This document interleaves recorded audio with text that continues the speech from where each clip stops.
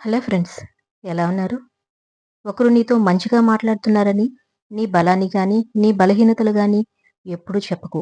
అది అంత మంచిది కాదు. టైం చెవిటిది. అది ఎవరు మాట వినదు. సమయం ఎవరి కోసం ఆగదు. కానీ టైం గుడ్డిది మాత్రం కాదు. ప్రతి ఒక్కరిని చూస్తుంది. సమయం వచ్చినప్పుడు ఎవరికి ఏమివ్వాలో అది ఇచ్చే వెళ్తుంది. నారు పోయకుండా, నీరు పెట్టకుండా పెరిగేవి రెండే రెండు. ఒకటి పొలంలో కలుపు, రెండు మనిషిలో అహం. ఒకదాని పట్ల పంట నాశనమైతే రెండో దాని వల్ల మనిషే నాశనమవుతాడు. మీరు ప్రశాంతంగా బ్రతకాలి అంటే ఎదుటి వాళ్ళు మారాలని అనుకోకూడదు. అలాగే వాళ్ళను మార్చడానికి కూడా ప్రయత్నించకూడదు. మీరే మారాలి. కాళ్ళకేమి గుచ్చుకోకుండా ఉండాలంటే మీరే కదా చెప్పులేసుకోవాలి. దారంతా తివాచీ పరుస్తారా ఏంటి? ఆవుకి ఎంత గడ్డి పెట్టినా పాలు మాత్రమే ఇస్తుంది. పాముకి ఎన్ని పాలు పోసినా విషాన్నే ఇస్తుంది. మంచి వ్యక్తిత్వం అనేది తినే తిండిని బట్టి రాదు. మనిషిలో ఉండే గుణాన్ని బట్టి వస్తుంది. పెట్టే గుణం ఉన్న వాళ్ళకేమో ధనం ఉండదు. ధనం ఉన్న వాళ్ళకేమో పెట్టే గుణం ఉండదు. నిజమైన విజయానికి మార్గం ముందు మీ శరీరాన్ని చురుగ్గా ఉంచుకోండి. బట్టలు సరిగా ధరించడం మొదలుపెట్టండి. ఎవరు పిలిచినా వెంటనే వెళ్ళకండి. ప్రతిసారి ఎవరి కోసం అందుబాటులో ఉండకండి. ప్రజల మధ్య నిరర్ధకంగా మాట్లాడకండి. అప్పుడప్పుడు లేదు అని చెప్పడం నేర్చుకోండి. ఎప్పుడూ ముఖం మీద చిరునవ్వు ఉంచుకోండి. తానులా బ్రతికేంత స్వేచ్ఛ ఉండగా ఇంకొకరిలా బ్రతకాలనే తాపత్రయంతో మనిషి స్వేచ్ఛను, సంతోషాన్ని పోగొట్టుకుంటున్నాడు. నువ్వు కోరుకున్న స్థానం కోసం నీలో ఏం మార్చుకోవాలో నీకు నువ్వే తెలుసుకోవాలి. ఎందుకంటే నీ బలహీనతలు నీకు మాత్రమే తెలుసు కాబట్టి.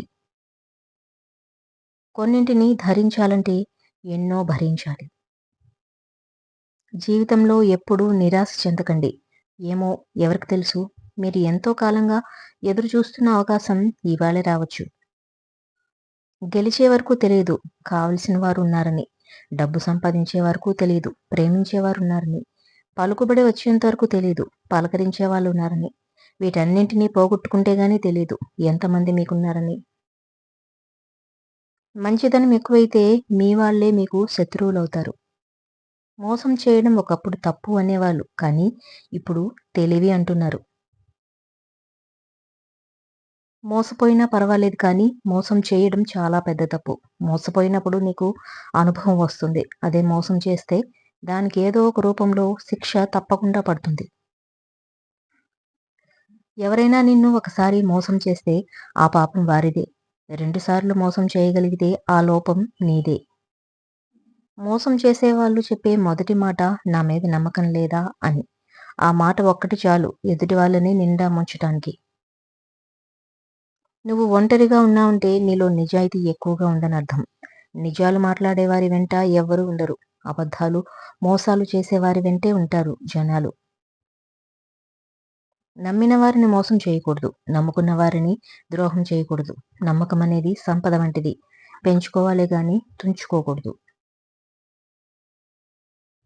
తప్పు చేస్తే క్షమించేంత మంచివాళ్ళుగా ఉండండి. కానీ మోసం చేస్తే తిరిగి నమ్మేంత మూర్ఖులుగా మాత్రం ఉండకండి. కష్టపడే దాంట్లో గౌరవం ఉంటుంది. మోసం చేసే దాంట్లో పతనం ఉంటుంది. నిజాయితీగా ఉన్నంత వరకు ఒకరి ముందు నటించాల్సిన అవసరం లేదు. నమ్మకం, ప్రాణం రెండూ ఒకటే. ఒకసారి పోతే తిరిగి రావు. అందుకే నమ్మిన వారిని మోసం చేయకూడదు. మోసం చేసిన వారిని తిరిగి నమ్మకూడదు. అహంకారం ఉన్న చోట అభిమానం ఉండదు. గర్వం ఉన్న చోట గౌరవం ఉండదు.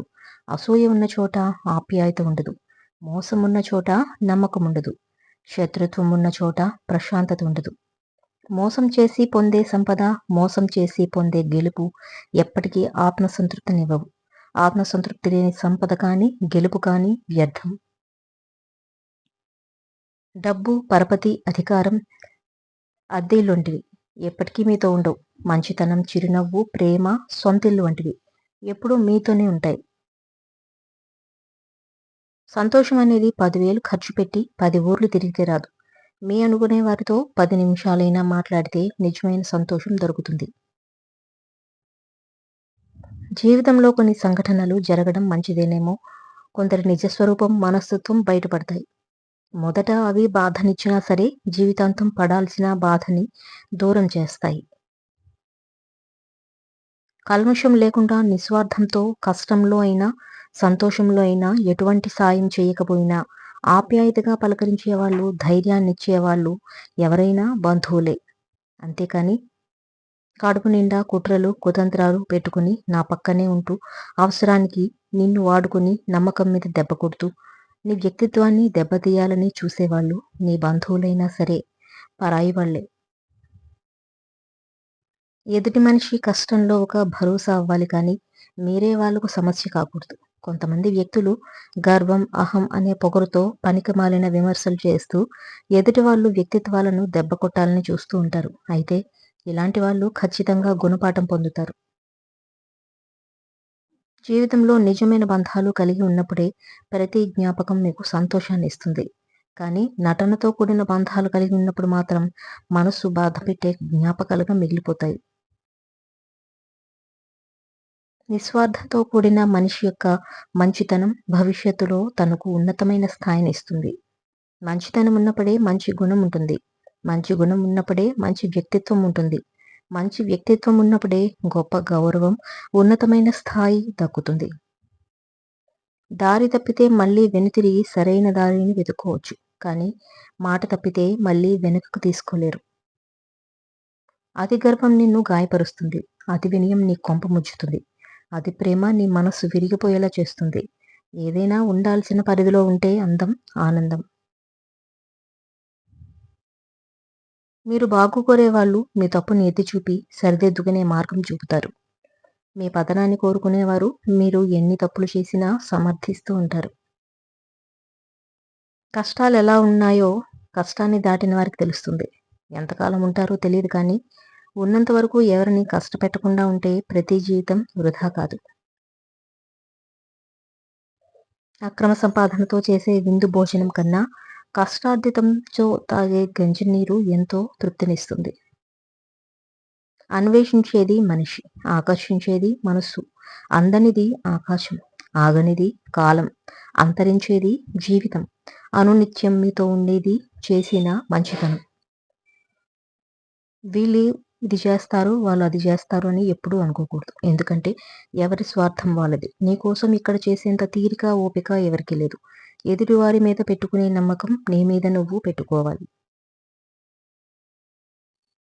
వాస్తవానికి మీ తలరాత మంచిగానే ఉంటుంది. కానీ అనుకోకుండా మీ జీవితంలోకి వచ్చిన వాళ్ళ వల్లే మారిపోతూ ఉంటుంది. మంచిగానైనా, చెడుగానైనా. కొన్ని మారాలి అనుకుంటారు, కొన్ని మార్చాలి అనుకుంటారు. కానీ ఏదీ కానప్పుడు మీరే మారిపోవాలి, మర్చిపోవాలి.